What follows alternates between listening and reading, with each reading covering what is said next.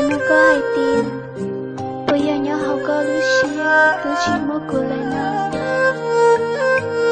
Kia bây giờ hai tiền, cô chỉ giấy tôi như chỉ có cô. Họ cháy tiền, cô tôi chỉ ta luôn. Cô trở lại đa cũ một học nông, học mơ một học đi. Cô như chỉ lưu, bây giờ năm. Bây giờ chỉ lưu, họ chỉ khía cho cô. Ê yo che cô em hay nhớ số li ngô, cô là nhớ cho lúc cô mà liều. Cô yi bao tiền, cô yi ít hơn chỉ đâu cô. Nếu tôi chỉ mong đi đã chỉ nhớ cho tiền nó đâu cô. Chỉ xa lưu phía đâu cô chỉ tôi chia đâu cô. Cô yi bao tiền, cô có một thêm, cho hai tiền mấy nữa. Cô mua lại chê, cô ý xia. Muốn thiệt tôi này ở có lưu tiếc con cho đầm. Cô yi bao tiền, cô cho thác cô nhớ cho tiền nó. Họ tranh kia cô yi chỉ lưu. Từ lâu, cô yi hai tiền, cô cứ chỉ biết con. Cô yi hai tiền, cô cứ chỉ biết con. Ê cô kia chỉ xa luôn. Tới chỉ cô chỉ tôi xia cho cô.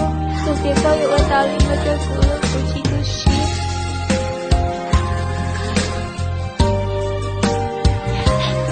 Tôi yêu mua lại mà nhớ con nữa. Sao có câu mà muốn thiệt đến mình con luôn. Con thiệt mất ấp tôi. Con mình thiệt tao đến hệ của con lưu thiệt con nhẹ là chết. Con chỉ thâu ở đó nếu tôi xia dạ thì khâu ở cho cô. Con muốn tôi tao như lịch gì. Chú con lưu xia còn đi. Lưu rồi nè. Lưu nào cũng như tôi hiểu con chỉ xa lưu. Chả mấy nữa thư em. Lưu họ chỉ xa lưu con. Vì con chỉ xa lưu của. Chỉ là cô không muốn thể gì. Cô yêu nghĩ xia cho con. Tại khi cô yêu chỉ nhớ lấy thư nào. Chả hãy để cô yêu như con cũng lo lắng. Yêu chỉ nhớ lấy thư.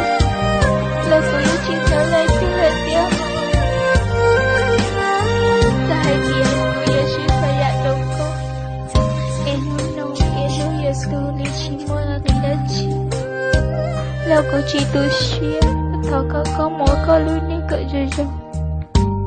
Cô mà liệu ấy xia từ lâu. Cô yi bao tiền, cô cho một thể.